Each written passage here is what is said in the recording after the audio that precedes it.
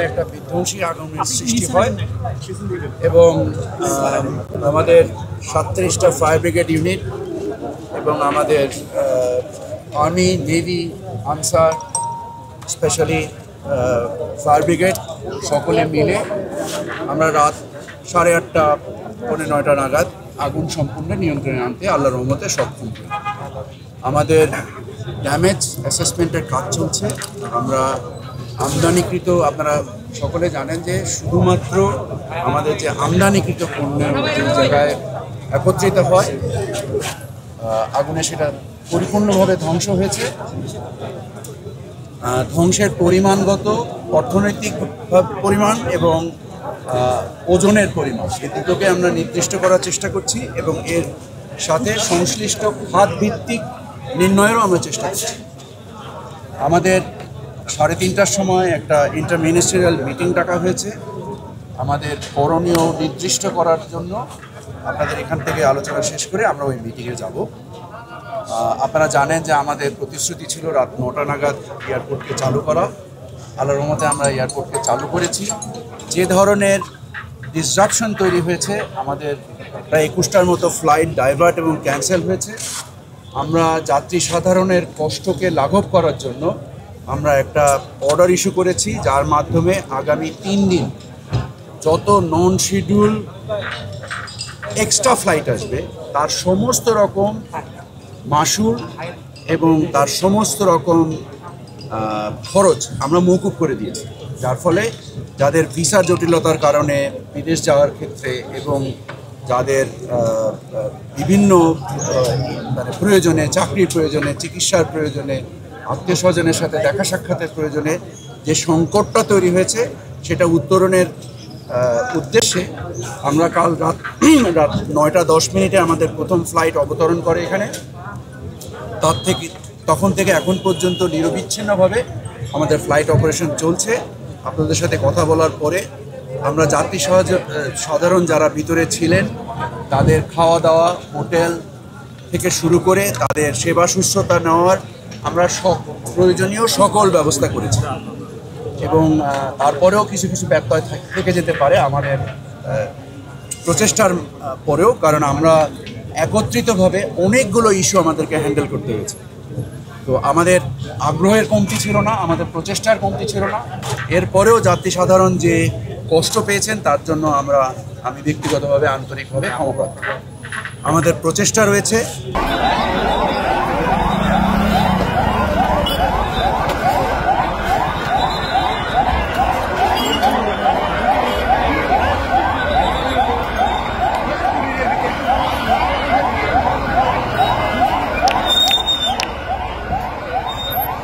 20 ঘন্টা পরও উঠছে ধোঁয়া। ঢাকার শাহজালাল আন্তর্জাতিক বিমানবন্দরের কার্গো ভিলেজে ভয়াবহ অগ্নিকাণ্ডের 20 ঘন্টা পরও ধোঁয়া উঠছে। আগুনে পুরো কার্গো কমপ্লেক্স পুড়ে ছাই, সঙ্গে ক্ষতিগ্রস্ত বহু ব্যবসায়ীর স্বপ্ন। ঘটনায় থমকে গেছে হাজারো প্রবাসীর যাত্রা। 7 ঘন্টা বন্ধ থাকার পর রাত থেকে বিমানবন্দরের কার্যক্রম ফের সচল হলেও কার্গো ভিলেজে এখনো ধোঁয়া উঠছে। শনিবার দুপুর 2:15টায় কার্গো ভিলেজের আমদানি কমপ্লেক্সের কুরিয়ারের গুদামে আগুন লাগে। আগুন ধীরে ধীরে পুরো কমপ্লেক্সে ছড়িয়ে পড়ে। ফায়ার সার্ভিস, বিমান বাহিনী, নিরাপত্তা বাহিনী, আনসার, বিজিবি, র্যাব, পুলিশ ও সেনাবাহিনী 37 ইউনিট আগুন নিয়ন্ত্রণের জন্য একযোগে কাজ করে 7 ঘন্টা। ফায়ার সার্ভিসের মহাপরিচালক ব্রিগেডিয়ার জেনারেল মোহাম্মদ জাহেদ কামাল জানান, কার্গো কমপ্লেক্সে খোপ ও কংক্রিটের দেয়ার কারণে প্রতিটি অংশকে আলাদাভাবে আগুন নিয়ন্ত্রণ করতে হয়েছে। তবে বাতাস বেশি থাকায় খোলা জায়গায় এক্সপোজ আইটেমগুলো দ্রুত পুড়ে গেছে। অগ্নিকাণ্ডের উৎস ক্ষয়ক্ষতি নিরূপণের জন্য অভ্যন্তরীণ সম্পদ বিভাগ, বেসামরিক বিমান পরিবহন ও পর্যটন মন্ত্রণালয় আলাদা তদন্ত কমিটি গঠন করেছে। রাতেই ঘটনাস্থল পরিদর্শন করেছেন মন্ত্রণালয়ের উপদেষ্টা শেখ বশির উদ্দিন। তিনি বলেন, সংকট অতিক্রম করতে আমাদের দেশবাসীর প্রার্থনা দরকার। প্রধান উপদেষ্টার দপ্তর জানায়, অগ্নিসংযোগ বা নাশকতার কোনো বিশ্বাসযোগ্য প্রমাণ পাওয়া গেলে সরকার তাৎক্ষণিক ও দৃঢ় পদক্ষেপ নেবে এবং জনজীবন ও রাজনৈতিক প্রক্রিয়াকে বিঘ্নিত করার সুযোগ দেওয়া হবে না। এখানে আরও একটা গাফলতি হইতে পারে, যেটা হইতে পারে যে সিভিল এভিয়েশন এর আগে যে আগুন লাগছিল সেই সময় দেখা গেছে যে এদিক থেকে আগুন পানি দিছে, ঠিক কুরিয়ারের ওই জায়গাটুকু পুড়ে গেছে। ফায়ার সার্ভিসের লোকজন আসলে ক্লান্ত হয়ে গেছিল, তারা হয়তো ওইভাবে পারে নাই, তবে পানির পর্যাপ্ততা ছিল না। তবে তারপরে পানির এখানে পুষ্কানি ছিল, আমাদের এখানে ছিল না, পাম্প আছে, পাম্প থেকে পানি নিছে। যাই হোক, পানির স্বল্পতা ওইরকম হয়তো বা ছিল না, কিন্তু তাদের ক্লান্তটাই হয়তো বা, তো তারা যথেষ্ট চেষ্টা করছে। কিন্তু বাংলাদেশের আসলে মানে সিস্টেমটা এরকম যে এসে ফায়ার সার্ভিস ওইরকম আর কি সক্ষমতা নাই এরকম একটা জায়গা, যেমন এটা কিন্তু খুব বেশি বড়ই না। কারোর সঙ্গে যোগাযোগ হয়েছে আপনাদের সরকারের কোনো সংস্থা? না না, এরকম কোনো যোগাযোগ হয় না, বা এরকম হয়তো বা দেখা গেছে এরকম ঊর্ধ্বতন কর্তৃপক্ষ যারা আছে তারা হয়তো বলভাবে যে এখানে যারা সরকারি আমলা আছে বা কর্মকর্তা আছে তারা হয়তো বা দেখা গেছে সরকার থেকে বেতন পাবে, কিন্তু আমরা যারা এখানে যারা কাজ করি, আমরা যারা এখানে যারা আছি, আমাদের রুজি রুটি এখানে বন্ধ হয়ে গেছে সবার। এই যে দেখেন, সবার চোখে পানি, কারণ আমাদের রুজি রুটি বন্ধ হয়ে গেছে এখানে কবে কি হয়। এখানে আরও একটা গাফলতি হইতে পারে, যেটা হইতে পারে যে সিভিল এভিয়েশন এর আগে যে আগুন লাগছিল সেই সময় দেখা গেছে যে এদিক থেকে আগুন পানি দিছে, ঠিক কুরিয়ারের ওই জায়গাটুকু পুড়ে গেছে, এদিকে আসে না।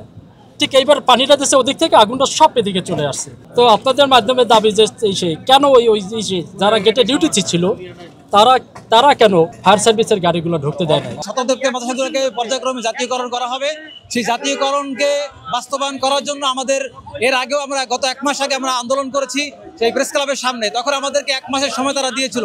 এই 1 মাস সময় অতিবাহিত হওয়ার পরেও আরও প্রায় 15 দিন অতিবাহিত হয়েছে, এখন পর্যন্ত কোনো রকমের কোনো কার্যক্রমের আমরা সেই মাত্র দেখতে পাচ্ছি না। অথচ আমাদেরকে বলা হচ্ছে যে তারা এই কার্যক্রম বাস্তবায়ন করবেন, কিন্তু আমাদের দাবি হচ্ছে একটাই, যে প্রাইমারি যেহেতু 26,100 জাতীয়করণ করা হয়েছে, আমাদেরকে এই মাত্র অল্প কিছু এই মাদ্রাসা যেটা একদম বাংলাদেশের প্রাইমারি লেভেলের মতো কাজ করে, তাদেরকে জাতীয়করণ থেকে বঞ্চিত করা হয়েছে, বাংলাদেশের একটি বৈষম্য করা হয়েছে। আমরা চাই এই বৈষম্য দূর হবে, বাংলাদেশের এই ফ্যাসিবাদ যেগুলি দূর হয়েছে গত 5 আগস্টের যে আন্দোলনে, তেমনিভাবে এই সকল ধরনের বৈষম্য দূর হবে। এই প্রাইমারির ন্যায় স্বতন্ত্র মাদ্রাসাকে দ্রুত জাতীয়করণ বাস্তবায়ন ঘোষণা করতে হবে। যতক্ষণ পর্যন্ত এই ঘোষণা না হবে ততক্ষণ পর্যন্ত আমরা এই রাজপথ ছাড়বো না। সামনে জল কামান সহ পুলিশ কিন্তু সামনে অবস্থান করেছে, এবং তাদের কিন্তু দেখতে পাচ্ছি স্বতন্ত্র মাদ্রাসা শিক্ষক সমাজের যারা ব্যক্তিবর্গ রয়েছেন তারা সামনে রয়েছেন, এবং এর সাথে সাথে কিন্তু পুলিশরাও তাদের অবস্থানে শক্ত অবস্থানে রয়েছেন এবং তাদের ব্যারিকেড ভাঙার চেষ্টা করছেন।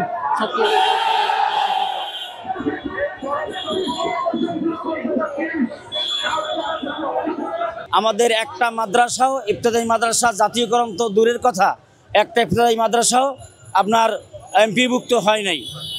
একই সাথে 26,000 প্রাইমারিগুলা সরকারিকরণ হচ্ছে, জাতীয়করণ হচ্ছে, কিন্তু আমাদের ইবতেদায়ী মাদ্রাসা একটাও করা হয় নাই।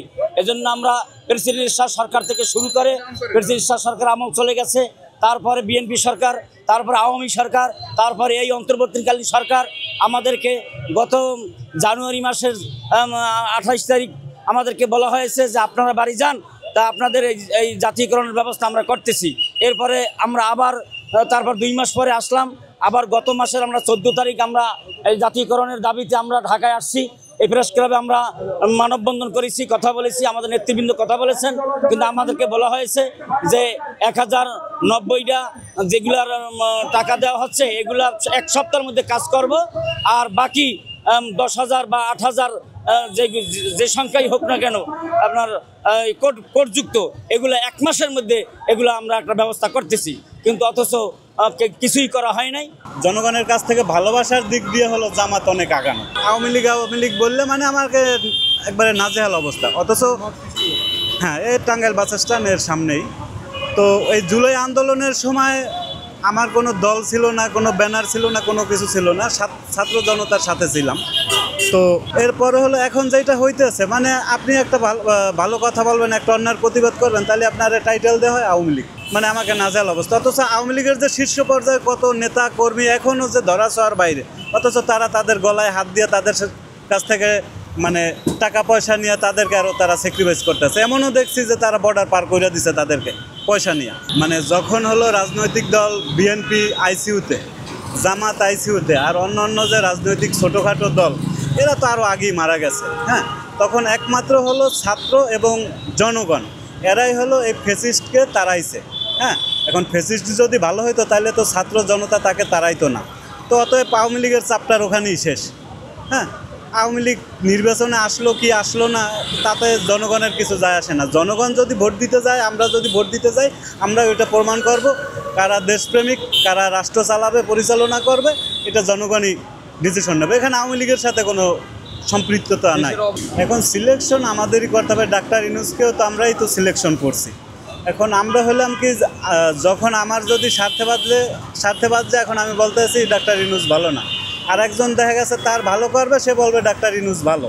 এখন এটা হলো আসলে এটা গোড়ায় দোষ। আমরা যে মানে প্রথমে দেশ স্বাধীন হওয়ার আগেই হলো আমাদের যে ব্লাড, আমাদের এই ব্লাডটা হলো বাঙালি জাতিদের হলো, এই ব্লাডটা হলো দূষিত ব্লাড। আমার যদি সাথে মানে ব্যাঘাত ঘটে তখনই আমি তার বদনাম করবো, যখনই আমার ভালো হবে তখনই আমি তার প্রশংসা করব। এখন এটা আমার চেয়ে মানে অনেক জ্ঞানী গুণী ব্যক্তিবর্গ আছে, এটা তারা যেটা একটা সিদ্ধান্ত নেবে ওইটাই আমি মনে করি ভালো হবে। 5 তারিখের পর থেকে আমি নিজেই, আমার ভোট একটা, কিন্তু আমি কনফিউশনে ভোট করে গেছিলাম এরকমের, যে একবার আমি ভাবছি যে ভোটটা আমি বিএনপিতে দিব, আবার ভাবি যে না আমি গণ অধিকার পরিষদ ভিপি নূরকে দিব, আবার ভাবি যে না ভোট আমি জামাতে দিব। তো সবশেষে আমি দেখতেছি যে আসলে সব জায়গায় জোর করা গেলেও মানুষের মন বা ইচ্ছার বিরুদ্ধে জোর করা যায় না। তো যেইটা জনগণের ম্যান্ডেট, যেইটা জামাত বা গণ অধিকার পরিষদ, তারা এটা বুঝছে। হ্যাঁ, তো ভালোবাসা দিয়ে অনেক কিছুই জয় করা যায়। তো সেখান থেকে আমি যেটা মনে করি যে এখান থেকে জামাত অনেক আগানো, জনগণের কাছ থেকে ভালোবাসার দিক দিয়ে হলো জামাত অনেক আগানো। চাঁদাবাজি দেখেন, ফুটপাতে হাজার হাজার দোকান, আওয়ামী লীগ আমলে যত দোকান ছিল তার চেয়ে আরও 3 গুণ বাইরে গেছে, কিন্তু এখান থেকে চাঁদা ওঠে। চাঁদাগুলো নেয় কারা? এই 2 চোখ দিয়ে হলো আমি নিজে দেখছি, আমার নিজের 2 চোখ দিয়ে দেখা যে চাঁদাগুলো কারা নেয়। এখন যদি বলতে যাই হয়তো বা ওনার মাইন্ডে লাগলে উনি আমাকে ভইরা দিবে। এখানে বিভিন্ন জায়গায় দেখতেছি বিএনপি নিতেছে। এখন এই কথা আমি বলাতে হয়তো বা মনে করতে পারেন, আপনি মনে করতে পারেন যে আমি বিএনপির বিরুদ্ধে। না, আমার জানা মতে আমি যতটুকু দেখছি শহীদ প্রেসিডেন্ট জিয়াউর রহমান খুব ভালো মানুষ ছিল, বেগম জিয়া তিনিও খুব ভালো মানুষ ছিল, এবং তারেক রহমান তিনিও খুব ভালো মানুষ ছিল। কিন্তু এই 3 জনের পরে এদের দলে যে মনে করেন কিছু কিছু বড় বড় নেতা বা এরপরে যে কিছু হলো কর্মী সমর্থক যারা আছে, এরা হলো এই দলকে হলো ডুবাই দিছে। হ্যাঁ, বা এখনও এরা এভাবে ডুবাইতেছে। এই দেশের মানুষ অনেক বেকার। আমি দেখছি ভালো ফ্যামিলির মানুষের রিক্সা চালায়, কি করব। এই দেশে যেটা রানিং হয়ে যায় এটা বন্ধ করতে খুব কষ্ট। আমি মনে করি আসলে প্রশাসন এই কাজে ব্যর্থ। কারণ কি, প্রশাসন এত ও দেখতেছে যে সিগন্যাল আছে তবুও যাচ্ছে, কিছু বলতেছে না, চলে যাচ্ছে। মানে এরাও মানতেছে যে এদের কোনো নিয়ম নাই। অটোর কারণে তো যেখানে সেখানে জাম লাগছে, অটো মারা যাচ্ছে, অ্যাক্সিডেন্ট হইতেছে, সমস্যা বেশি। আর এর তো কোনো নিয়মই নাই, এরা টাচ করে ঢুকায়, মানে হালকা একটু হাত দিয়ে মনে করে আমাদের মানে এরিয়া আমাদের, একটু ডানে বামে হাত দিলেই মনে করে এরিয়া আমাদের, টাচ করে ঢুকাই দিয়ে অ্যাক্সিডেন্ট করে হয়ে যাবে। অথবা বাইকে ঘা লাগাই দিয়ে, প্রাইভেট কারে ঘা দিয়ে। এখন তো ওই যে দামি দামি গাড়িগুলো বের করতে পারতেছে না, মানে এইসব কারণ। বিশেষ করে এই যে ঘাসাঘুষো লাগাগুলো, যে অ্যাক্সিডেন্টগুলো, এগুলো অটোতেই করতেছে বেশি। এটা প্রশাসনে এরা তো নিয়ন্ত্রণই করতে পারতেছে না। এরা তো নিয়ম দিছে একটা, কিন্তু এরা তো দিছেই না, এরা তো কিছুই মানে না। এটা প্রশাসন বলেন, এদের যে নিয়ম বলেন না কেন, এরা কিছুই মানে না। আমি মনে করি আসলে প্রশাসন এই কাজে ব্যর্থ। কারণ কি, প্রশাসন এত ও দেখতেছে যে সিগন্যাল আছে তবুও যাচ্ছে, কিছু বলতেছে না, চলে যাচ্ছে। মানে এরাও মানতেছে যে এদের কোনো নিয়ম নাই। এই দেশের মানুষ অনেক বেকার। আমি দেখছি ভালো ফ্যামিলির মানুষের রিক্সা চালায়, কি করব। কারণ এই যে আমি এটা করে খাইতেছি, আমার এটার উপরে রিজক, আমি বাল বাচ্চা লয়ে চলতেছি রাস্তার উপরে, আর কিছু বলার নেই। মানে অটো যে বাড়তাছে, বাড়ার পিছনে কারণগুলো কি? অটো বাড়তাছে এটা আমার এই মানে আমার আইডিয়া নাই, কারণ অটো বাড়তাছে যে এটা আমার কোনো আইডিয়া নাই। মানে আপনার যে অটো গাড়ি যারা চালায় তারা দেখছেন ম্যাক্সিমাম বয়সগুলো অল্প বয়সে। হ্যাঁ, সারা কি সংসারের জীবিকার জন্য চালাচ্ছে নাকি নিজের চাহিদা মেটানোর জন্য চালাচ্ছে? না, এটা তো মনে করেন এই যে রিক্সা চালায় সবাই পেটের দায়েই চালায়।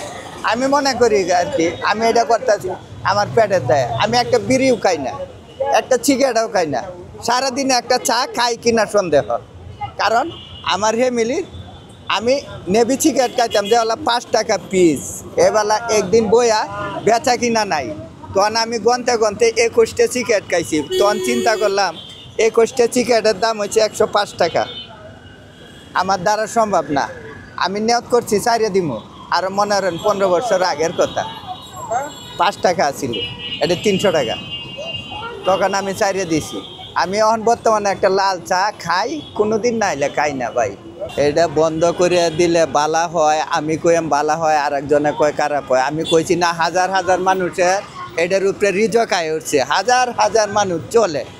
এটা মানে বন্ধ দাও কই না, আর চালানিটাও আমি কই না, এটা কোনো আইডিয়া নাই আমার। কারণ আমি দেখতেছি হাজার হাজার মানুষের রিজক এটার উপরে, অনেক মানুষ চলে। এই দেশে যেটা রানিং হয়ে যায়, এটা বন্ধ করতে খুব কষ্ট। অটোর কারণে তো ওরা তো কথা শুনে না, এই যে একটু ফাঁক পাইলে ঢুকাই যায় চলে আসে মেন রোডে। আর ওখানে তো ওদের তো কিছু করার নেই, অটোর লাগে তো জাম বেশি হয়। অটোর কারণে তো যেখানে সেখানে জাম লাগছে, অটো মারা যাচ্ছে, অ্যাক্সিডেন্ট হইতেছে, সমস্যা বেশি। জামাতের মতন এখন জনপ্রিয়তা এবং কি জামাতেরা অনেক কিছুই ভালো কাজ করতেছে। এরশাদরে দেখছি, খালেদা জিয়ার শাসন দেখছি, হাসিনার শাসন দেখছি। একজন তো একটা ভোট দিতে অবশ্যই হবে, যারেই দেই তো মানুষ বলতে জামাতের কথা বলতেছে। বিএনপি ক্ষমতা আসবো, আওয়ামী লীগ আমি জীবিত থাকতে আসাটা বিরাট রিস্ক। নির্বাচন তো দিতেই হবে, নির্বাচন দেবে না, নির্বাচন না দিলে দেশ চলে কেমনে? ভালো তো আমরা আগে ছিলাম, করোনার আগে ভালো ছিলাম, সোজা কথা। এই করোনা দেশে আসার পরে আর ব্যবসা বাণিজ্য নাই। এখন বিএনপি আইলো যা হবে, আওয়ামী লীগ আইলো তাই হবে। জামাত বলকে কি, যে দল আইসুক, ওই রাষ্ট্র ভালো চালাইলে ওই দলই ভালো। ডাইল বেদ করে খাইতে লয় 3 বেলা না, জামাত ক্ষমতা আসতে না।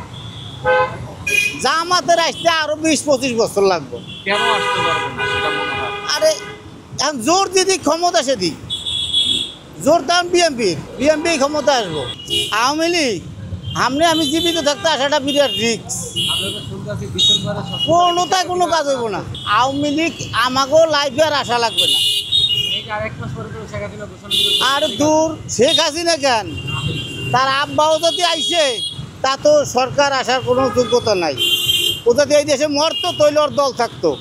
সে যেটুকু পাপ করছে সে সেটুকু ভোগ করবেই। এরশাদরে দেখছি, খালেদা জিয়ার শাসন দেখছি, হাসিনার শাসন দেখছি, রাষ্ট্র খারাপ চালায়। এখন তো জামাত আর বিএনপি, একজন তো একটা ভোট দিতে অবশ্যই হবে, যারেই দেই তো মানুষ বলতে জামাতের কথা বলতেছে। জামাতের যেন প্রধান নেতা শফিক, সে তো বলতেছে যেন দেশের এই বুলেট ট্রেনের করবো, এই চালু করব, তারপর দুর্নীতি দমন করবো, এরকম কথাবার্তা বলতেছে শফিক। আওয়ামী লীগ সরকার শাসন করছে 16টা বছর 17টা বছর। এখন আমি বিএনপি করতাম, কিন্তু আওয়ামী লীগের দুঃশাসন দেখে আমি কি করছি, আওয়ামী লীগকে বাধ্যতামূলক হয়ে একটু সহযোগিতা করছি। এটা নিরুপায় হয়ে অনেক কিছু করে, কিন্তু সে আসলে অন্যায়কে সহযোগিতা করে না, অন্যায়ের বিরুদ্ধে সবসময় সংগ্রাম করে। মূলত আসলে সব জাতির ভিতরেই খারাপ আছে, বাঙালি জাতির ভিতরেও খারাপ আছে। এটা আমিও বাংলাদেশ হিসাবে আমি নিজেকে এটা লজ্জাজনক বোধ করি। আর যেহেতু ওনারা পলিয়ে গেছে ওনারা কাপুরুষের পরিচয় দিয়েছে, এবং কি ওনারা কাপুরুষের পরিচয় তো দিয়েছে, ওনারা মানুষের উপরে যেই অত্যাচার করেছে ওই কারণে ওনারা পালিয়েছে। জামাতের মতন এখন জনপ্রিয়তা এবং কি জামাতেরা অনেক কিছুই ভালো কাজ করতেছে। এবং কি যে ভার্সিটির কয়েকটা নির্বাচন হয়েছে, এখন আমরা দেখতেছি যে শিবিরের পোলাপাইন নির্বাচিত হচ্ছে সব জায়গায় প্রায় হয়ে যেতে। তার মানে কি, তার মানে শিবিরের চরিত্র, শিবিরের যে গঠন, শিবিরের যে আচার আচরণ, শিবিরের যে কার্যকলাপ, শিবিরের যে দিক নির্দেশনা, এবং কি জামাতের যেই আচার আচরণ, মানুষের সাথে কথাবার্তা, এগুলোতেই বোঝা যায় যে তাদের যে একটা কিছু হবে বাংলাদেশ। যদি কিছু নাও হয়, মানুষের যে চরিত্র গঠন, মানুষের যে আচার আচরণ, দিক নির্দেশনা, যে কাঠামো, এগুলা দিক দিয়ে আমরা উন্নত লাভ করতে পারবো, আশা করা যায়। 5ই আগস্টের পর থেকে দেখে এসেছি, সেটা একটাই বিষয় স্পষ্ট হয়, নির্বাচন বানচাল করা। এই নির্বাচন বানচাল করার জন্য অনেক কিছু হচ্ছে। আগে বিভিন্ন ধরনের অপ্রাসঙ্গিক অযৌক্তিক দাবি নিয়ে আসছিল জামাত, এনসিপি সহ চরমোনাই কিছুটা এখন ক্ষান্ত হয়েছে বা ক্লান্ত হয়েছে। আপনারা দেখেছেন যে আজকে তারা সম্পূর্ণ ধর্মকে ব্যবহার করতেছে, যা বাংলাদেশে এটা কখনো ছিল না। একেবারে কোরআনের সাথে সাংঘর্ষিক, আমাদের নবীর সাথে সাংঘর্ষিক, ইসলামের সাথে সাংঘর্ষিক। তারা যা তা করে ভারতকে খুশি করতে চাচ্ছে। এই জন্য বাংলাদেশে মনে হচ্ছে যে পরপর আপনার ইপিজেড চট্টগ্রামে যে আগুন, এবং মিরপুরে যে আগুন, এবং গতকালকে ঢাকা বিমানবন্দরে আগুন, এটা একটা ষড়যন্ত্রের অংশ হিসেবেও উল্লেখ করলে ভুল হবে না। এখানে আজকে যেখানে নির্বাচন ডক্টর মোহাম্মদ ইউনূস সাহেব দিতে চেয়েছে এবং ডিসেম্বরে তফসিল ঘোষণা করবে, এরকম একটা অবস্থায় এর প্রাককালে প্রতিনিয়ত এই ঘটনাগুলো ঘটতেছে, যা আমরা আশা করি না। এছাড়া দেখেছেন যে বাংলাদেশের সবচেয়ে জুলাই হচ্ছে বাংলাদেশের একটা সকল মানুষের কাছে আশা আকাঙ্ক্ষার প্রতিফলন হবে। সেই জুলাই সনদ যেদিন স্বাক্ষর হবে, সেই স্বাক্ষরে যে দলটি বলল যে কোনোভাবে পিআর না মানলে এই জুলাই সনদে স্বাক্ষর করব না তারা স্বাক্ষর করলো এবং একটা দলকে স্বাক্ষর করতে দিল না। আমার কাছে মনে হচ্ছে যে ওই দলটি এনসিপিকে তাদের বি টিম হিসাবে ব্যবহার করে দেশে একটা অস্থিরতা সৃষ্টি করতে চাচ্ছে, নতুবা এখানে কোনো কারণই নাই যেটা ওই স্বাক্ষর করবে না। আপনারা দেখেছেন সেই দিন আমাদের বিএনপির স্থায়ী কমিটির সালাউদ্দিন আহমেদ একটা কথা বলেছে, পরের দিন সেইটাকে নাহি সাংবাদিক সম্মেলন করছে। এইটা কোনো যুক্তি না, আমার মনে হয় রাজনীতিতে পরিপক্ক না, আর উচিত ছিল বক্তব্যটা শোনা। তিনি বলেছে যে জুলাই হচ্ছে আমাদের এই আন্দোলনের যারা যোদ্ধা তারা সত্যিকার অর্থে দেশপ্রেমী, এবং তারা এখানে এসে পুলিশের খাবার নিয়ে যাবে, গাড়িতে আগুন দিবে, আবার একজন লোক শুয়ে পড়িয়া তাকে সে জিজ্ঞাসা করে যে আপনি কে, বলছে আমি জুলাই যোদ্ধা। কোথার ছাত্র? সিলেট এমসি কলেজের। আপনি কোন বিভাগে? বলে যে আমি কি যেন টট বিভাগের। এই টট বিভাগটা কি সেইটাই আমরা জানি না, আবার বলল আপনি কি পাস করেছেন? বলে মেট্রিক পাস দিছি, মানে কথা কাজে ঠিক নাই। আর একটা ভিডিও দেখেছেন, এক ছেলে একটা কিছু সরাইতে গিয়ে সেখানে দেখা গেল ব্যারিকেড সরাইতে গিয়ে হঠাৎ করে পড়ে গেল, সাথে 999 করতে, মানে একেবারে একটা নাটক। এই যে বিষয়গুলো, এই বিষয়টাকে উদ্দেশ্য করেই আমাদের জনাব সালাউদ্দিন আহমেদ বলেছে যে এইরা আসলে আওয়ামী দোসর হতে পারে। এই জন্য মনে করেন এই আগুন লাগানো এটাও ষড়যন্ত্র হতে পারে নির্বাচনকে বানচাল করার জন্য, এবং এইটা চলছে। আমাদের এক দফা এক দাবি, যতক্ষণে আমাদের দাবি না মানবে লিখিত আকারে, আমাদের একটাই দাবি জাতীয়করণ। মাসুদ স্যারের যে আপনাদের আপাতত বিভক্ত করা হবে, পরবর্তীতে সব প্রতিষ্ঠানে জাতীয়করণ করা হবে। এখন আমাদের জাতীয় দাবি মানিয়ে নেওয়ার পরে আমাদেরকে একের পর আশ্বস্ত করতেছে, কিন্তু দাবি বাস্তবায়ন করতেছে না। যার ফলে গত মাসে আমরা আন্দোলন করতে আসছি, বৃষ্টির ভিতরে হাজার শিক্ষক একত্রিত হয়েছি। একত্রিত পরে তারা বলছে একটা মাসের জন্য সময় দেন, 15 দিনের মধ্যে 1089টি মাদ্রাসা আমরা ছেড়ে দেব, স্বাক্ষর করে তাদের বেতনে আওতা নিয়ে আসবো, এমপিভুক্ত করব। পরবর্তীতে আমরা যারা আছে, যাদের কোর্ট নবায়ন আছে, তাদেরকে আমরা এমপিভুক্তির আওতা নিয়ে আসবো। পর্যায়ক্রমে সকল প্রতিষ্ঠান জাতীয়করণ হবে। আদৌ আমাদের এমপিও করা হয় নাই, এবং জাতীয়করণ তো দূরের কথা। আমাদের এক দফা এক দাবি, যতক্ষণে আমাদের দাবি না মানবে লিখিত আকারে, আমাদের একটাই দাবি জাতীয়করণ। বেতনবিহীন কত শিক্ষক দুনিয়া থেকে চলে গেছে, কত শিক্ষক অবসর নিয়েছে, কোনো বেতন পায় না। এরকম চাকরি আছে, বেতন নাই, এমন কোনো পৃথিবীর ইতিহাস নাই যে আমাদের একই কারিকুলামে আমাদের শিক্ষানীতি দিচ্ছি, একই কারণে পাঠ দিচ্ছি। সরকার আমাদের ছাত্রছাত্রীকে বই দিচ্ছে, সকল প্রাইমারি আমাদের লেভেল একই লেভেল, অথচ আমাদের 26,000 ওদের প্রাইমারি একসাথে জাতীয়করণ করছে, আমাদের এমপিভুক্ত করা হচ্ছে না। আমরা প্রাইমারি যে শিক্ষা দিচ্ছি ওগুলোও দিচ্ছি, এর সাথে আরবি লাইনে যত শিক্ষা, সকল শিক্ষা আমরা দিচ্ছি। দাবি মানিয়ে নিয়েছে, মানিয়ে নেওয়ার দাবি বাস্তবায়ন করা হচ্ছে না। এই জন্য আমাদেরকে ব্রেকার দিয়ে আমাদের যাত্রাকে ছত্রভঙ্গ করে দিয়েছে, এবং আমরা এরপরে অবস্থান করতে চেয়েছিলাম, সেখানে অবস্থান করতে দেয়নি। আমাদেরকে বিকাল 5টা পর্যন্ত আশ্বাস দিয়েছে। যমুনাকে উদ্দেশ্য করে আজকে যে লং মার্চ, আমরা সেই লং মার্চ আমাদেরকে প্রতিহত করার জন্য পুলিশ আমাদেরকে বাধা দিচ্ছে। আমরা কোনো রকমের বাধা বন্ধ করবো না, আমরা বাধা উপেক্ষা করে আমরা লং মার্চ চালিয়ে যাব, এবং আমরা যমুনার দিকে অংশগ্রহণ করব। যতক্ষণ পর্যন্ত আমাদেরকে জাতীয়করণ ঘোষণা না দেবে ততক্ষণ পর্যন্ত আমরা এই আন্দোলন চালিয়ে যাব। আমাদের এখন পর্যন্ত এরকম আশ্বাস দেওয়া হয়নি। আমরা এখান থেকে প্রায় শিক্ষকরা আমরা আন্দোলন করতে যারা আসছি, তারা আমরা এখান থেকে রওনা হয়েছি, আমাদেরকে প্রতিমধ্যে পুলিশ বাধা দিচ্ছে। তারপর আমরা বাধা উপেক্ষা করে আমরা এখান থেকে লং মার্চ আবারও শুরু করব, এবং আমরা যমুনার দিকে অগ্রসর হব। জাতীয়করণের দাবিতে আমরা আবার আসছি, যমুনামুখে যাইতেছি। আপনাদের মাধ্যমে যেন সরকারের কাছে, মাননীয় সরকারের কাছে, মাননীয় শিক্ষা উপদেষ্টা এবং মাননীয় প্রধান উপদেষ্টা ডক্টর মোহাম্মদ ইউনূস স্যারের কাছে যেন আপনাদের মাধ্যমে আমাদের সংবাদটা পৌঁছে যায়, যে কারণে আমাদের এই দুঃখ দুর্দশা যেন দূর হয়, এই জন্য আপনাদের কাছে নিবেদিত আবেদন। হাসিনার আমলে ইসলাম নিরাপদ ছিল না, এখন আমরা মনে করেছি ইসলাম নিরাপদ, বাংলাদেশের মুসলমান নিরাপদ। এখনো দেখছি জামাতের হাতে বাংলাদেশের মুসলমান, বাংলাদেশের আলেম ওলামা এখনো নির্যাতিত হচ্ছে। এটা হতে পারে না। আমরা শেখ হাসিনাকে পতন করার পরে এই দেশে রাজপথে আমাদের সংঘর্ষ হবে, রণক্ষেত্র হবে, এটা আমরা কামনা করি না। কারণ আমরা চেয়েছি হাসিনার পতনের মধ্যে দিয়ে বাংলাদেশের মানুষ তাদের গণতন্ত্র ফিরে পাবে, সুন্দর একটি ভোটের ব্যবস্থা হবে, জনগণ ভোট দিয়ে নির্বাচিত প্রতিনিধি আসবে, তারা বাংলাদেশের মানুষের ভাগ্য উন্নয়নে কাজ করবে। কিন্তু অত্যন্ত দুঃখজনক, জুলাই যোদ্ধাদের যে স্বাক্ষর অনুষ্ঠানে সেখানে যে বিশৃঙ্খলতা হয়েছে, যে রণক্ষেত্র হয়েছে সংসদ ভবনের সামনে, এটা অত্যন্ত দুঃখজনক এবং খুব বেদনাজনক। এবং এইখানে আপনারা দেখেছেন অনেক আওয়ামী লীগের দুষ্কৃতিকারীরা এদের সাথে ঢুকে অরাজকতাগুলো করেছে। ষড়যন্ত্র চলছে, অব্যাহত আছে, ষড়যন্ত্র কিন্তু থেমে নেই। আপনি দেখছেন শেখ হাসিনা ইন্ডিয়াতে বসে ষড়যন্ত্র কিন্তু করেই যাচ্ছে। বাংলাদেশে যে পরিস্থিতি, অগ্নিসংযোগ, যেভাবে বিভিন্ন জায়গায় এয়ারপোর্ট আপনি কালকে আগুন লেগেছে, এই বিষয়গুলো কিন্তু হালকাভাবে নেওয়ার কোনো সুযোগ নেই। কারণ শেখ হাসিনা আমরা দেখেছি অতীতে কোনো গুরুত্বপূর্ণ বিষয় আসলেই হত্যাকাণ্ড, বিভিন্ন দুর্ঘটনা করিয়া দৃষ্টি অন্যদিকে প্রবাহিত করত।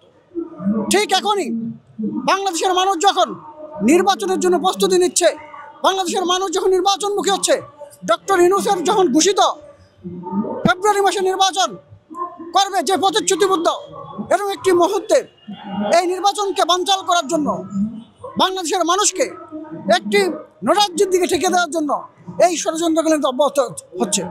আমি মনে করি এই যে তদন্ত কমিটি হচ্ছে, এই তদন্ত করে লাভ হয় না, তদন্ত করা হয় কিন্তু এর আলোর মুখ আসে না। আমি মনে করি আগামী 72 ঘন্টার ভিতরে তদন্ত করে কি হয়েছে, কি হচ্ছে, যারা এর সাথে জড়িত, কারা অপরাধী, তাদেরকে চিহ্নিত করে বিচারের আওতায় আনতে হবে। কারণ এটা কিন্তু সভ্য দেশে নয়। আপনি দেখছেন 12 তারিখে শুক্রবারে উত্তরা 12 নম্বরে মসজিদের একজন ইমাম খুতবা পাঠ করার জন্য জামাত ইসলাম তাকে প্রেসার দিচ্ছে।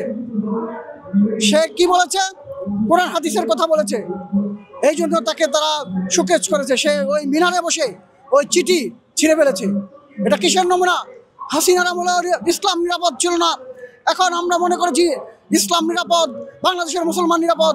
এখনো দেখছি জামাতের হাতে বাংলাদেশের মুসলমান, বাংলাদেশের আলেম ওলামা এখনো নির্যাতিত হচ্ছে। এটা হতে পারে না। আপনি রাজনীতি, ইসলামের নামে অপরাজনীতি বন্ধ করতে হবে। এবং বাংলাদেশের মানুষ মনে করে আমরা শান্তিপ্রিয় মুসলমান, আমরা মনে করি মৃত্যুর পর আমাদের আল্লাহ পাক আমাদের জান্নাত না জাহান্নাম আল্লাহ সিদ্ধান্ত দিবেন। কিন্তু মানুষকে যেভাবে বিভ্রান্ত করা হচ্ছে, জান্নাতের কথা বলে মানুষকে যেভাবে বিভিন্ন করছে, আমার মনে হচ্ছে এই সকল যত ষড়যন্ত্র, এই ষড়যন্ত্রের সাথে আপনার ইন্ডিয়ার আওয়ামী লীগের একটা বিশাল গোষ্ঠী জড়িত। এ দেশ চালাবার মতন, উন্নত করার মতন আপনি বলেন কে আছে এই দেশে? যে আসে সেই তো খেয়ে লাগছে সব। গরিবের রক্ত চুষিয়ে খাইতে খাইতে আর কিছু থাকে না। ঈর্ষা দিক থেকে শুরু করে সবাইকে দেখি, আর শুধু দেখি নেই তারা জামাত। এখন জামাতকে দেখার ইচ্ছা, এজন্য যে জিনিস দেখি নেই সেই জিনিস দেখার ইচ্ছাটাই মানুষের বেশি থাকে। জামাতের তো আর জন্ম এখন না, অনেক আগে, কিন্তু আমরা একবারও এ পর্যন্ত ক্ষমতায় আসতে পারি। কিন্তু চাই আমরা ওনাকে দেখি নেই যখন, তাই একবার দেয়ারই আশা। কিন্তু এ দেশ চালাবার মতন, উন্নত করার মতন আপনি বলেন কে আছে এই দেশে? যে আসে সেই তো খেয়ে লাগছে সব। গরিবের রক্ত চুষিয়ে খাইতে খাইতে আর কিছু থাকে না। থাকে না কিছু। কয় যে এই করবো সেই করবো, ক্ষমতায় গেলে সবই লুটপাট করে তারাই খায়। না আমি যে ভোট দিব কি দিব না এটা না, এখন দেশের পরিস্থিতি হিসেবে দেখতে হবে যে কে আসবে। অথচ কেউ আসতে পারবে না, তাকে তো আমার ভোটটা নষ্ট করে লাভ নাই। জামাত একবার দেখতে চাই আমরা তারা কি করে।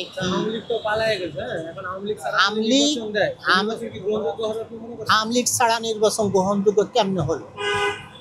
14 কোটি মানুষ যদি থাকে, তার 5 কোটি আমলিগের লোক, তাহলে যখন জামাতে আমলিগরে আনবে না ক্ষমতায়, তখন ওই 5 কোটি ভোট তো দেবে না। তাহলে আপনি ভোট কিভাবে সুন্দর করবেন? সুন্দর করা সম্ভব? যারা অন্যায় করছে, মনে করেন যারা দুর্নীতি করছে, অন্যায় করছে, তাদের বাদ দিয়ে নির্বাচন দিক।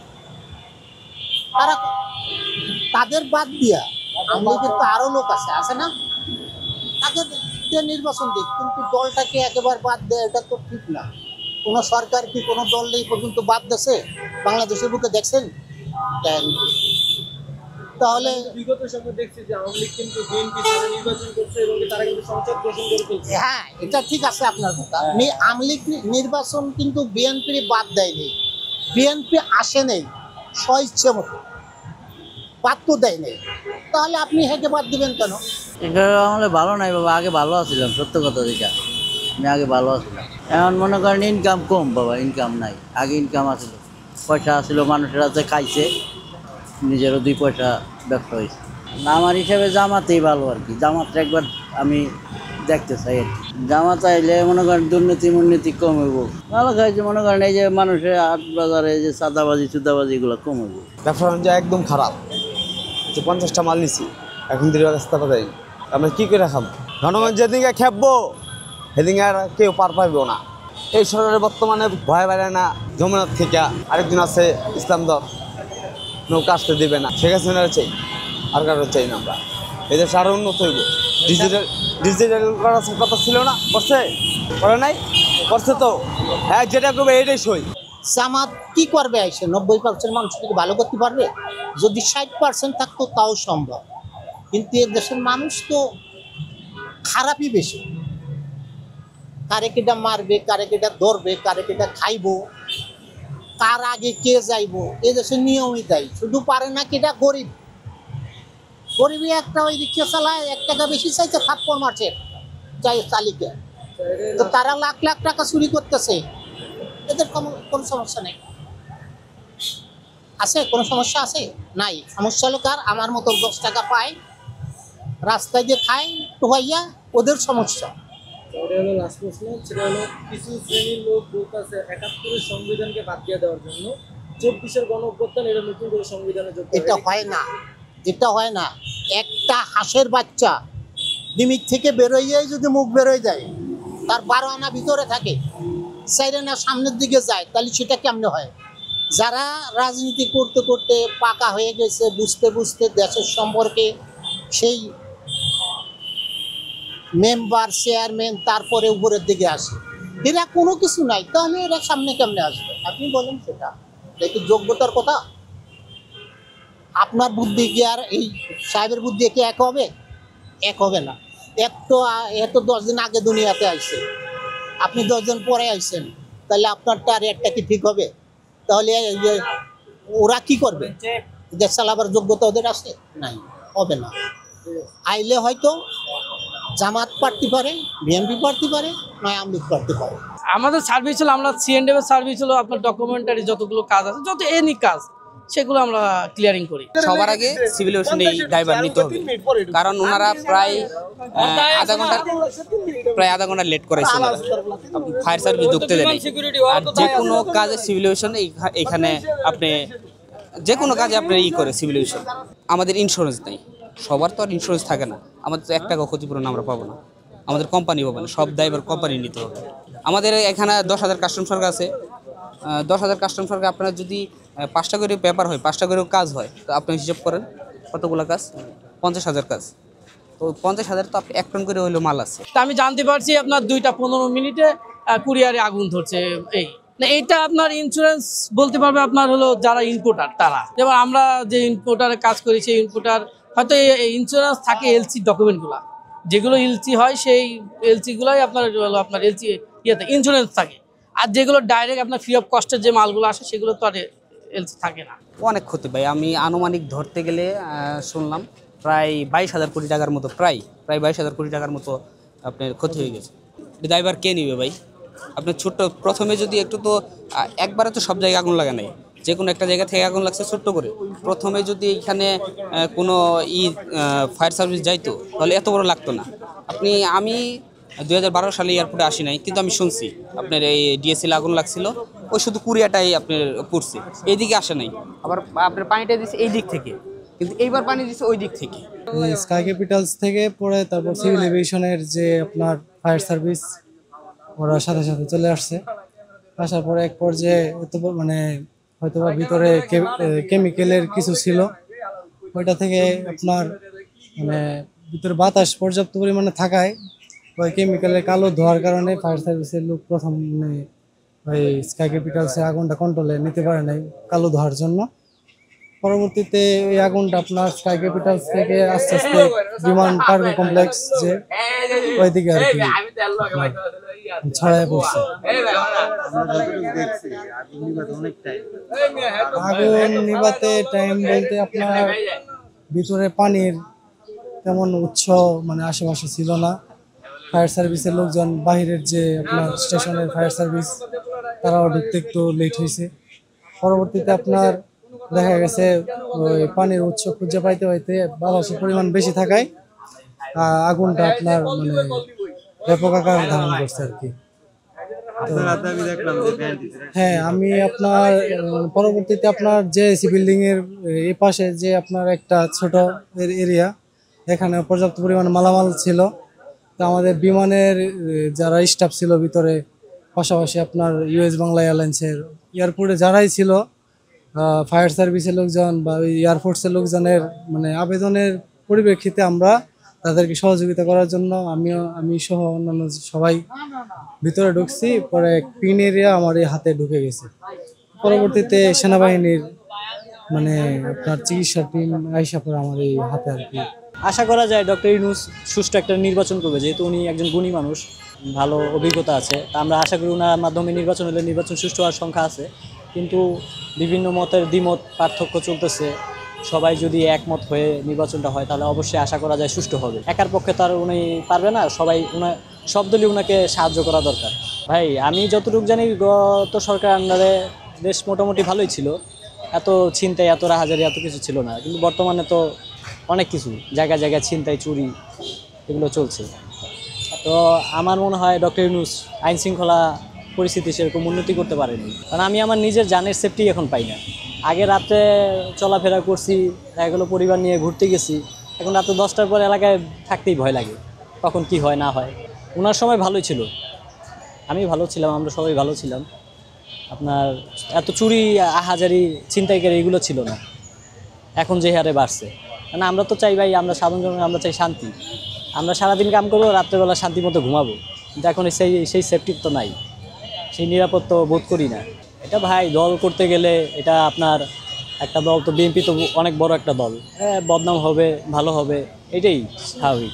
হ্যাঁ, জামায়াত খুব ভালো, একজন ভালো, ওনাদের বিরুদ্ধে তো এখন পর্যন্ত কোনো এরকম অভিযোগ পাওয়া যায় নাই, বা ওনাদের রাজনীতিও ভালো।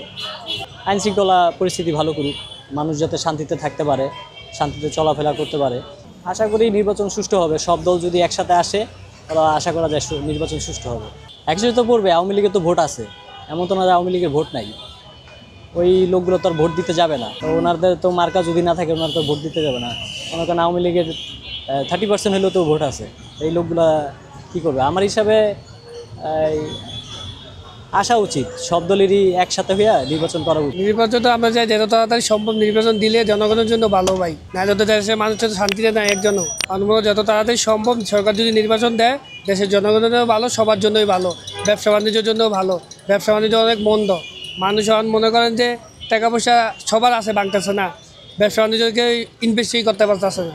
কারণ আমি যে সরকারের কাছে বলতে পারি না, আপনাদের মাধ্যমে বলার একটা সুযোগ দিয়েছেন, তার জন্য বলতেছি সরকারের বিনীত আবেদন এই যে সরকার যত তাড়াতাড়ি সম্ভব নির্বাচনটা তাড়াতাড়ি দিলেই ভালো হয়।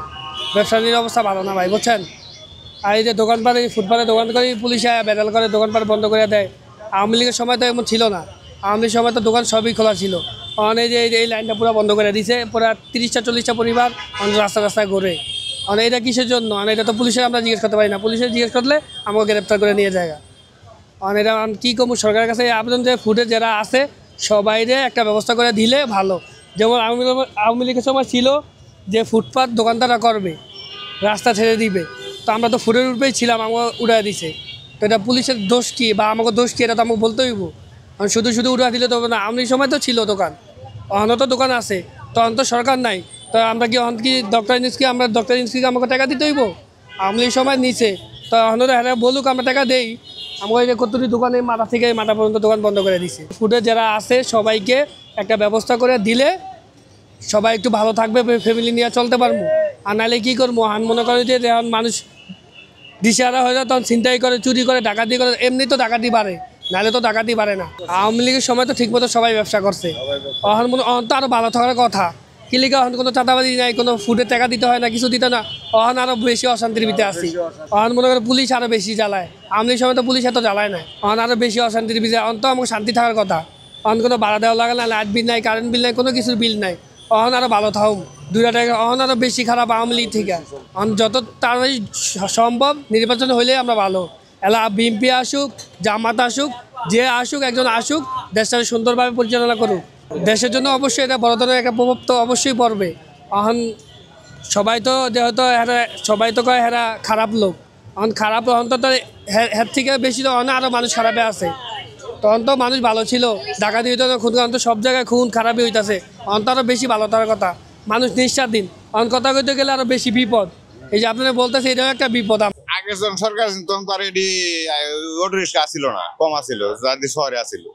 এখন তো শহরে উঠছে, জনগণ বাড়ছে, রিক্সা বাড়ছে, সব গাড়ি বাড়ছে, কিন্তু আমরা চাই যে এইসব গাড়ি থাক, আমরা সবাই সাধারণ মানুষ চালায় খাবো, কিন্তু কন্ট্রোলের মধ্যে। পুলিশ যদি ডাম্পিংয়ে দেয় 15 দিন আমাদের 350 করে জমা হলে 350 করে দিতে হয় প্রতিদিন, এটা আমাদের ক্ষতি হয়। সকালবেলা 9টা 7টার আগে 10টা পর্যন্ত যদি উঠা যায় ভিআইপি রোড, তাহলে ধরবে। তাই এইসব লোকাল রোডে ধরে না।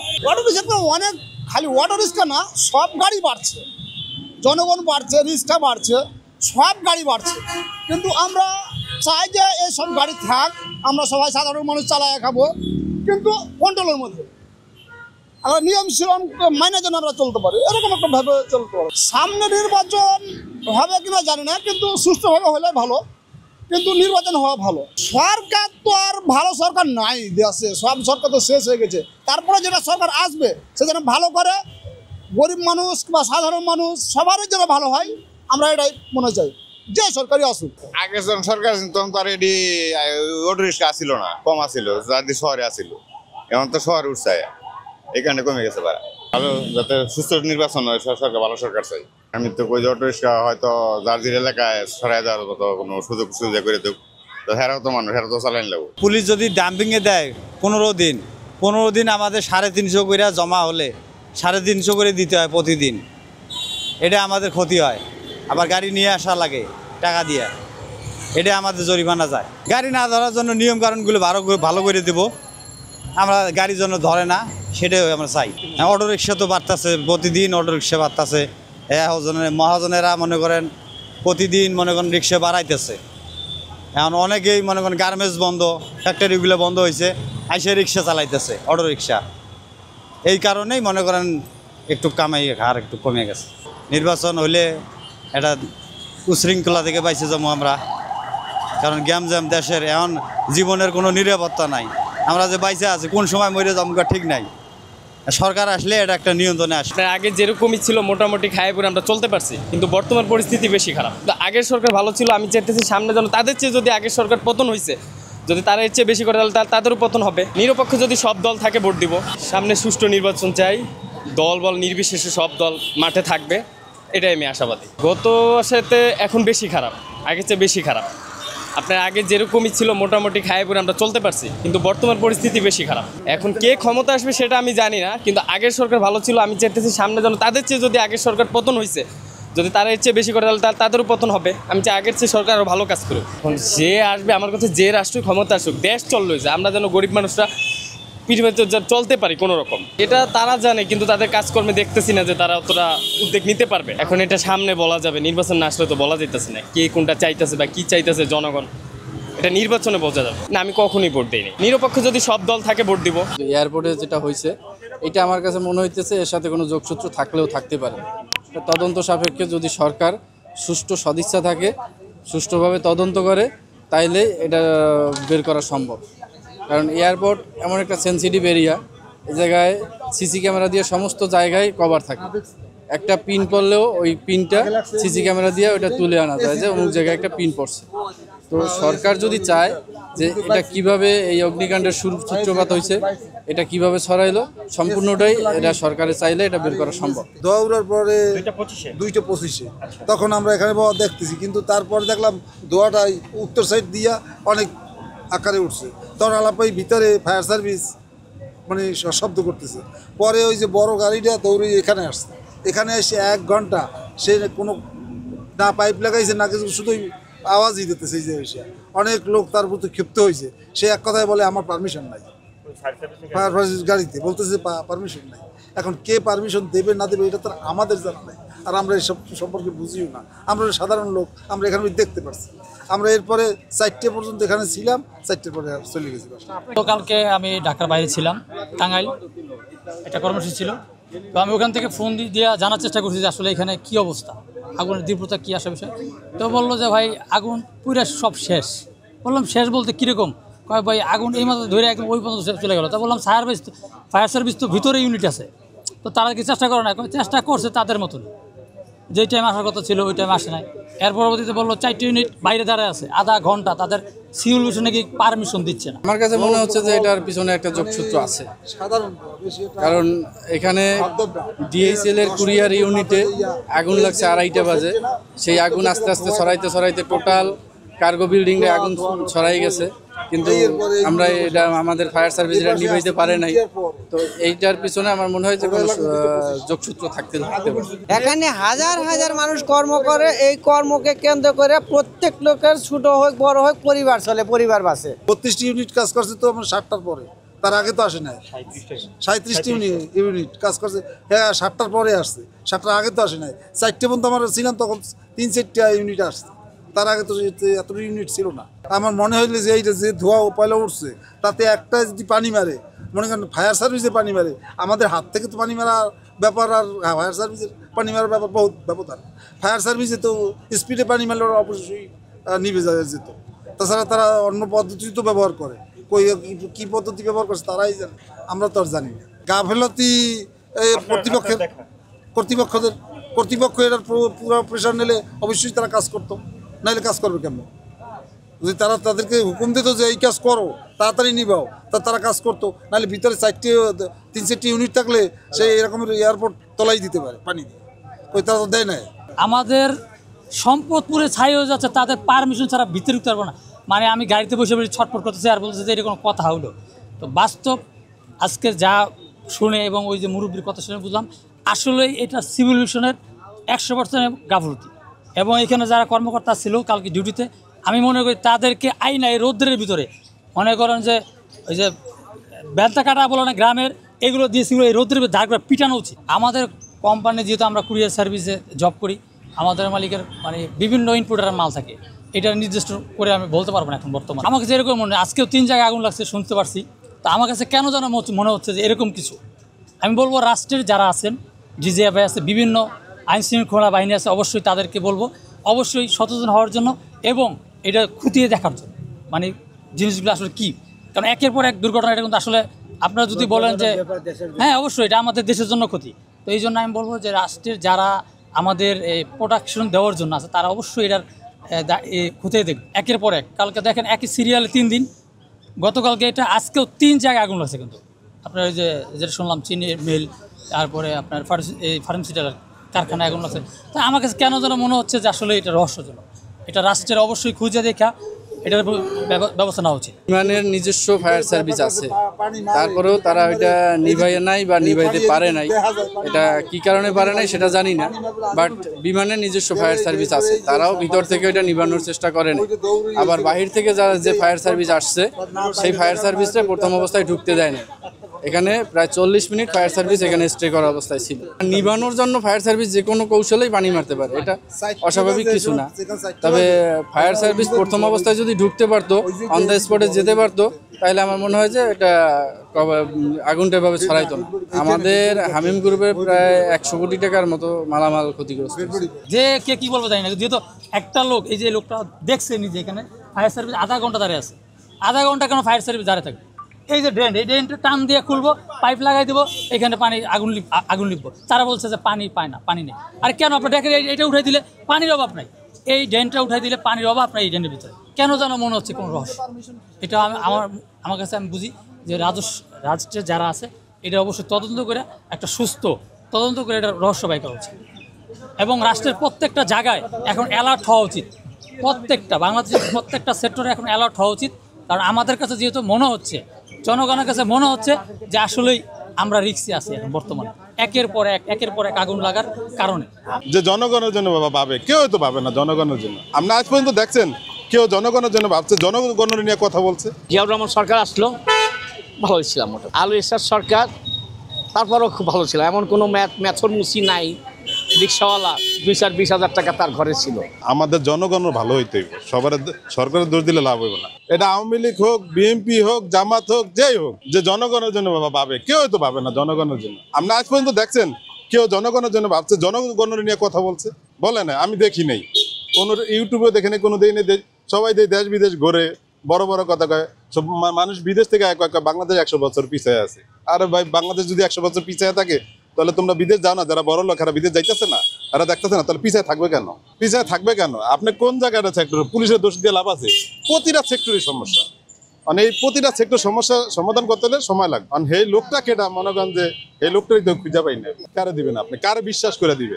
আপনি যারাই বিশ্বাস করে দিবেন, হেই যদি মনে করেন যে আপনার করবেন, আপনি এটা গ্যারান্টি, কে গ্যারান্টি দিবে? মনে করেন যে আপনি যারে বসাইবেন, এই গ্যারান্টিটা কে দিবে যে সে কিছু করবে না? এটা ভালো মন্দ মিলেই থাকবে। এটা আপনি মনে করেন কেউ ভালো কাজ করবে, কেউ মন্দ করবে। আপনি একটা মানুষ হাতের 5টা আঙ্গুল সমান না। আপনি যেমন 2টা ভালো করতেন, 3টা ভালো করতে পারেন না। এখন মানুষের কাছে সমাধান হইবে, এটা কোনো ইয়া না। দেখতে আমি ভালো তো জগৎ ভালো, বুঝলেন না? আমাদের জনগণের ভালো হইতে হইব, সবার সরকারের দোষ দিলে লাভ হইব না। ইনুস সাহেব আসছে, হ্যাঁ তো ভালো লোক, কারণ হ্যারের উপরে সবাই যদি চাপা দেয় তাহলে তো হইব। কারণ আমাদেরও তো ভালো থাকতে হইব, বা ভালোভাবে চলতে হইব, ভালোভাবে ইয়া করতে হইব। কারণ সবাই মনে করেন যে নেতা হয়ে গেছে, সবাই কেউ কারো কথা শোনে না। কোন সেক্টরে যাবেন আপনি? যান এক জায়গায় যান, আপনি কারো কথা কেউ শোনে না। এটা কোনো দেশ হইল? কোন দেশে আমরা থাকতে আছি মনে করেন? আর মানুষের মনে বিদেশ থেকে আইসা মনে করেন কত সুন্দর সুন্দর কথা কয়। এটা তো মনে করেন একমাত্র প্রশাসনই কইতে পারবো, তাদের কাছে লিস্ট থাকে, তারা বলতে পারবো যে মনে করেন যে কারা করে। এলাকায় তো মনে করেন যে প্রতিটা এলাকায় তো একটা করে থানা আছে। মনে করেন আমি যদি করি তো অবশ্যই আমার একটা ক্লেম অবশ্যই থানা জমা আছে। এখন মনে করেন ওটা ওরাই প্রশাসনের লোকই বলতে পারবো, ওটা তার আমি কেমনে কম মনে করেন ওটা তার কারণ নাম দুটা বলতে পারবো না। দেখা যাচ্ছে এমনও লোক আছে মিরপুরে থাকে, দেখা গেছে অকারেন্স করতেছে আগারগাঁও, বিভিন্ন এলাকায় জায়গায় যায়। এটা আপনি কেমনে ধরবেন? এটা ধরার মতো কোনো স্কোপ আছে? এটা একমাত্র প্রশাসনের লোকই পারবে, এটা অন্য কেউ পারবে না। যেরকম আমরা দেখছি, পাকিস্তান বাদ দিলাম, এরশাদ সরকার, জিয়াউর রহমান সরকার আসলো, ভালো ছিলাম। আলু এরশাদ সরকার, তারপরও খুব ভালো ছিল। এমন কোনো ম্যাথর মুসি নাই, রিক্সাওয়ালা 20,000 টাকা তার ঘরে ছিল। আওয়ামী লীগ সরকার আর পথে তো কাঙ্গালি হয়ে গেছে, যেহেতু এমন কোনো ব্যক্তি নাই যে অভাবে না ছিল। হ্যাঁ, গরিবের কোনো মূল্যই নাই। এই গরিবের পয়সা চুষা এই এত বড় এই ওভারফ্লাই, এটা ওটা আগ্রম বাগ্রম, হ্যাঁ, মেট্রো সার্ভিস এটা ওটা করছে এই গরিবের পয়সা। আর গরিবরে দেখেন, আগে খাইছি কত? আলু খাইছি আমরা 120 টাকা কেজি, এখন কত? 7 কেজি 100 টাকা, 7 কেজি 100 টাকা। হ্যাঁ, পেঁয়াজ এখন 50 টাকা, 30 টাকা, 40 টাকা, 35 টাকা কেজি পাইতেছে। আর কোন সরকার থাকতে পারে? এখন কথা হলে আস্তে আস্তে আস্তে আস্তে গরিবের কোনো পতন হচ্ছে না, গরিবের ভালোবাসা হচ্ছে না। হ্যাঁ, গরিবের প্রতি যে বড়লোক হয়ে যাচ্ছে না, গরিবের পিছনে কি আগায় না, গরিবের বন্ধু নাই। যেরকম ওদিনকারে দেখলাম একটা পুলিশ, যে পুলিশ নাকি বন্ধু, পাবলিকের বন্ধু নাকি পুলিশ। কিসের পুলিশ বন্ধু? আমি তো কোনো বন্ধু দেখি না। তারা পয়সা দিলেই সব ঠিক, পয়সা দিবেন না কোনো কাজ হবে না, যতই তার পিছনে হোক না কেন, ঘুরেন না কেন। ওদিনকার আমি গাড়িটা নিয়ে পলাইছে পান্থপথে, গাড়িটা নিয়ে রাখলাম। আমার তো বলবে যে ভাই আপনি গাড়িটা সরান এখান থেকে, কিছু না, আইসে করলো 2 ঘন্টা আইসা অ্যাটাক করলো। পরে আমি কি করব? আমার ছাত্র নতুন গাড়ি কিনছে, নতুন মানুষ, বুঝে না কিছু না। আমি স্যার একটা কাজ করেন, 1000 টাকা দেন, 1000 টাকা দেন, আপনি ওদিকে চলে যান। সার্জেন্টটা করলাম কি আপনি সামনে চলে যান, উনি সামনে চলে গেল, আমার স্যার চলে গেল, আমি তো 1000 টাকা নিয়ে তাও কাগজপাতি নিয়ে আসলাম। এই হলো তাদের পেশা। কারে আপনি যাবেন? আর যে সরকার আসে সেই সরকারি যে লঙ্কা দেয় সেই রাবণ হয়। তা আমরা সব সরকারই দেখছি, এখন আমরা দেখতে চাই, দেখি। হ্যাঁ, এখন বর্তমানে দেখতে চাচ্ছি যে একটু জামাত ইসলাম আসুক, দেখি এরা কি করে। হ্যাঁ, এরা কি করে দেখতে চাই।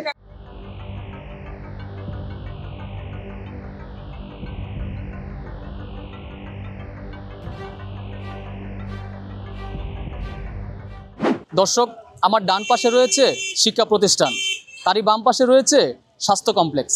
আমি ঠিক মাঝখানে দাঁড়িয়ে আছি। আমার পিছনে দেখতে পাচ্ছেন একটি ময়লার স্তূপ। যেটি কিনা শিক্ষা প্রতিষ্ঠান এবং স্বাস্থ্য কমপ্লেক্সের মাঝখানে।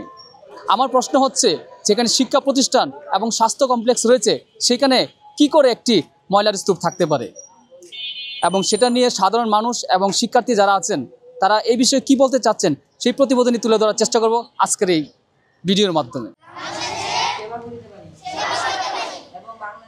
আমাদের স্কুলে এখনও অনেক সমস্যা হচ্ছে, দেখা যাচ্ছে যে এখানে মেল হচ্ছিল যার ঢাকনা নেই, কারণ এই জন্য আমাদের অনেক সমস্যা হচ্ছে। বাইরে যে মনে করেন অনেকটি খাবারের যে সব আছে, আমরা যদি এটি খাবার গ্রহণ করি তাদের আমার অনেক সমস্যা দেখা যায়, যেমন ধরেন পেট ব্যথা বা জ্বর, অসুস্থ সবাই থাকে। আমি চাই যাতে এইসব উঠে ফেলা হোক। ওরা এখানে আসতেছে, ছোট ছোট বাচ্চারা এসে দুপুরবেলা সেখানে খাওয়া দাওয়া করে, দেখেন এই হাঁটতেছে খাচ্ছে, এই ময়লাগুলো থেকে তো জীবাণু যাচ্ছে। আমরা যে আসতেছি ময়লা স্তূপের জন্য যাওয়ার সময় যাওয়া আসা পুরাটাই প্রবলেম হচ্ছে। এইটা তো এখান থেকে তো ময়লা, এমনি তো ময়লা থেকে আপনার বাতাসে জীবাণু যাচ্ছে, সেটা তো আমরা ছোট বড় সবাই, বাচ্চারা তো আরও বেশি ক্ষতিগ্রস্ত হচ্ছে। এই ময়লার জন্য আমাদের আসা যাওয়ার জন্য খুবই সমস্যা হয় এবং দুর্গন্ধের জন্য আমরা অনেক সময় আসতে খুবই সমস্যাজনক হয়। আর ধুলাবালি, তারপরে এদিক দিয়ে আবার পাশে দিয়ে দোকানপাট করে রাস্তা একেবারে ছোট করে নিছে, মানুষ যে পারাপার হবে ওই রকম কোনো রকম সুযোগ নেই, অনেক সময় প্রায় সময় অ্যাক্সিডেন্ট হয়ে থাকছে। প্রথম দিকে এইটা ছিল না, ডাস্টবিনের যে ইটা ওইটা ছিল না, ময়লা টলা আসতো ওইখানে করতে করতে এরপরে দেখা গেল আবার ওই ডাস্টবিন ঘটছে, এরপর থেকে ময়লা আরও শুরু। ওখান থেকে অনেক বাজে গন্ধ বের হয়। ওখানে আসার সময় ওই মহিলা বলে যে কিছু কিন এরকম বলে, এরপরে আসতে অনেক কষ্ট হয়। এখন কইতেছে আমরা একটা নির্দিষ্ট জায়গা পাইলে আমরা ডাস্টবিনটা সরাই নিয়ে যাব, কারণ দুইটা জিনিস এখানে রয়েছে, একটা হলো মেডিকেল আর একটা হলো শিক্ষা প্রতিষ্ঠান। তারা বলছে আমরা নির্দিষ্ট একটা জায়গা পাইলে নিয়ে যাব, এখন নির্দিষ্ট জায়গার জন্য আপনার সমস্যাটা রয়ে গেছে। আমি বলতে চাচ্ছি যে আমাদের গেটের সামনে যে ময়লা, সেটার জন্য আমাদের অনেক ক্ষতি হয়, কারণ ওই জায়গায় অনেক ময়লা এবং দুর্গন্ধ ছড়িয়ে থাকে, অনেক মানুষেরই আবার অনেক বিভিন্ন কারণে হয়। তার জন্য আমরা বলতেছি যে ওই জায়গায় ময়লাটি সরিয়ে দেওয়া হোক, কারণ বাচ্চাদের আমাদের এতে অনেক ক্ষতি হতে পারে। প্লাস হচ্ছে আমার স্কুল প্লাস পাশেই হচ্ছে একটা হসপিটাল আছে, দুইটাই মনে করেন খুব ইম্পর্টেন্ট জায়গার মাঝে। এটা সিটি কর্পোরেশন দায়িত্ব, ওনাদের এটা এমনি ওনাদের নজরে আনা উচিত আর কি, যেটা কীভাবে এটার সমাধান করা যায়। এখান থেকে সরায় একদম, এটা শুধু না, আমি শুধু আমার স্কুলে এইটার কথা বলছি, প্রত্যেকটা ময়লারই এরকম মেইন রোডে থাকা কখনোই উচিত না, এমন জায়গায় ফেলার ব্যবস্থা করা উচিত যাতে আমাদের সাধারণ জনগণের কোনো ক্ষতি না হয় চলাফেরায়। প্লাস স্বাস্থ্য তো মূল সমস্যা, আমরা তো স্বাস্থ্যের দিক দিয়ে তো পৃথিবীতে এমনিই সবার পিছনে, আর এইসব কারণে তো আরো বেশি। এই ডাস্টবিনের জন্য এই জায়গার থেকে মানুষ চলতে পারে না, গাড়ি ঘোড়া চলতে পারে না, পুরা সন্ধ্যা 4টা-5টার পরে এই জায়গা পুরা জাম হয়ে যায়, মানুষও হাঁটতে পারে না, মানুষের এত দুর্গতি। আর গন্ধে তো মানুষ বসতেই পারে না, এই পুরা বাজারের যত পচা মুরগিরই সব কিছু এখানে পালা, মানুষও হাঁটতে পারে না গন্ধে। মানুষের এর জন্য অনেক রোগ হয়, এই রোগে মানুষের অনেক ক্ষতি হয় এই ডাস্টবিনের জন্য। এই ডাস্টবিনে আপনি সন্ধ্যার সময় এসে দেখবেন এই জায়গা কি গন্ধে মানুষ হাঁটতে পারে না। আমরা এই ময়লার জন্য অনেক অসুবিধা পাই, কেউ মনে করেন যে এই জায়গায় গেলে আক্রান্ত হয়ে কেউ অজ্ঞান হয়ে যায়, বা কেউ এরা গ্রান নিতে চায় না, এমন আবার কেউ আছে যে অনেক প্লাস্টিক ফেলায়, ময়লা ফেলায়, এই জন্য ড্রেন জাম হয়ে যায়। তাই এটা যদি না থাকে তাহলে পরিবেশের জন্য অনেক উপকারিতা হবে। আমরা চাই যাতে এই ময়লা ডাস্টবিনগুলো না থাকে। এখন আশেপাশে সবাইকে বলা লাগবে, সচেতন করা লাগবে যে আপনারা আসেন, দেখেন এখানে ময়লা ফেলতেছে কি, বাচ্চাদের তো অসুবিধা হয়, বয়স্কদের তো অসুবিধা হয়ই, বাচ্চাদেরও হয়। কেউ তো ওই রকম কিছু করতেছে না, আইসা দেখা যায় বাস, একদিন আসে একদিন চলে যায়। দেখেন আপনি মশার উপদ্রব কি অবস্থা, ময়লার জন্য বিভিন্ন ড্রেনের মধ্যে কীরকম মশা আপনি দেখেন।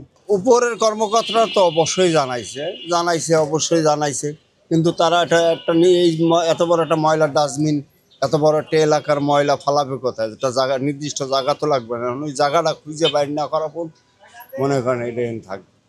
আমাদের প্লাস সকালে প্লাস আশেপাশে যে আরো স্কুলগুলো বা যারা আছে সবাই মিলে এটাকে সিটি কর্পোরেশনকে একটা অভিযোগ দেওয়া উচিত। তবে আমার মতে একটা নির্বাচন হওয়া উচিত সুষ্ঠুভাবে, যেহেতু বিগত 17 বছরে কেউ ভোট দিতে পারে নাই, এটা সবারই একটা আকাঙ্ক্ষা। এই রাষ্ট্র আমাদের সবার, দেখুন আসলে যে সরকারি ক্ষমতায় আসুক, হোক আওয়ামী লীগ বা হোক বিএনপি, সবাই কিন্তু আসলে রাষ্ট্রের ভালো কাজ করতে চায়। দেখুন 17 বছর একটা সরকার আসলে দেশ চালাইছে, দেশের সার্বিক কিছু উন্নয়নমূলক কাজ হয়েছে।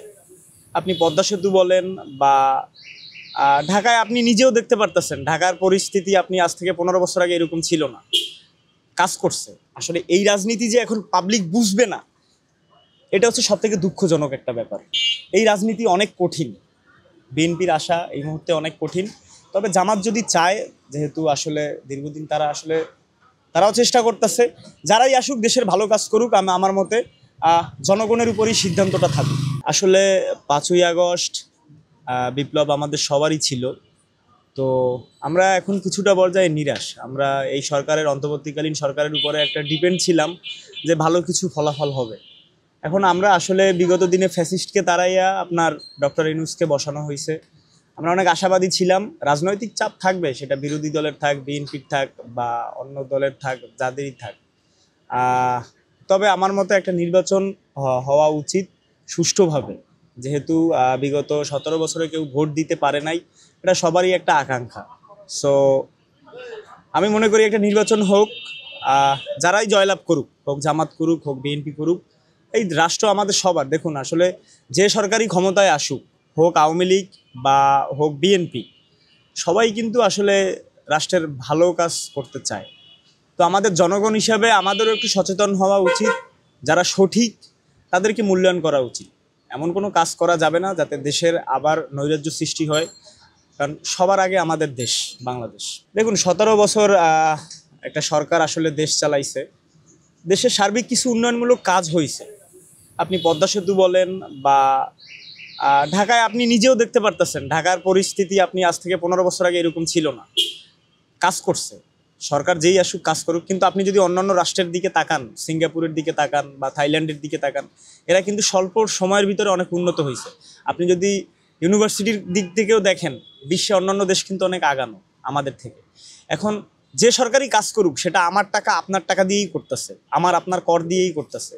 সো তবে দেশের মানুষ আসলেই বিরক্ত হয়ে গেছে এই দেশের আলেম সমাজের উপরে। আওয়ামী লীগ সরকার বা ফ্যাসিস্ট সরকার যেভাবে কাজগুলো করছে, এটা আসলে সৃষ্টিকর্তা প্রদত্ত একটা অভিশাপ নাইমে আসছিল, যার কারণে আমি মনে করি আমার দিক থেকে আসলে এটা একটা এই পরিবর্তন হয়েছে আর কি। এই রাজনীতি সম্পর্কে পাবলিকে অনেক কিছু বুঝে না এখন, কিন্তু আমার মতে এখন আসলে টেকনোলজির যুগ। 2025 সালে আইসা আসলে এই রাজনীতি যে এখন পাবলিক বুঝবে না, এটা হচ্ছে সবথেকে দুঃখজনক একটা ব্যাপার। কারণ এই পদ্ধতি এখন আপনার সায়েন্স অ্যান্ড টেকনোলজির যুগ। এখন যদি আপনি চিন্তা করেন এই দেশ বাংলাদেশ, যে বাংলাদেশে 10% 12% মানুষ রিক্সা চালায়, তারা কি বুঝবে এই সম্পর্কে? তো আমি মনে করি এখন এই বিষয়ে আসলে মানুষ চাইলেই জানতে পারতেছে। টেকনোলজির যুগ, আমি মনে করি এটা সঠিক, এটা হলে খারাপ হয় না, ভালোই হয়। এই নির্বাচন আসলে খুবই কঠিন আমি মনে করি, কারণ আসলে রাষ্ট্রনায়ক হিসাবে তারেক রহমানের প্রতি আমাদের একটা ছিল, কিন্তু আপনি শহর কেন্দ্রিক যে রাজনীতি আর তৃণমূল পর্যায়ের যে বিএনপির রাজনীতি আসলে এক না। তবে রাষ্ট্রনায়ক হিসেবে আমি মনে করি তারেক রহমানকে সে ডিজার্ভ করছিল, কিন্তু এই রাজনীতি অনেক কঠিন, বিএনপির আশা এই মুহূর্তে অনেক কঠিন। তবে জামাত যদি চায়, যেহেতু আসলে দীর্ঘদিন তারাও চেষ্টা করতেছে, যারাই আসুক দেশের ভালো কাজ করুক, আমার মতে জনগণের উপরই সিদ্ধান্তটা থাকুক। এখানে আসলে আমার কোনো মতামত নাই, কারণ আমি এখন কিছু বলতে গেলে এখন আসলে কঠিন, বাংলাদেশে এই মুহূর্তে কথা বলা কঠিন আমি মনে করি। সর্বোপরি আমার একটাই কথা, যেহেতু এই 5ই আগস্ট এই বিপ্লবের পর ডক্টর ইউনূস ছিল, ডক্টর ইউনূসকে বিরোধী সরকার না বানিয়ে ডক্টর ইউনূসকে পাশে রাখুক, সে একটা সুষ্ঠু নির্বাচন দিক, আমরা সবাই তার পাশে থাকি।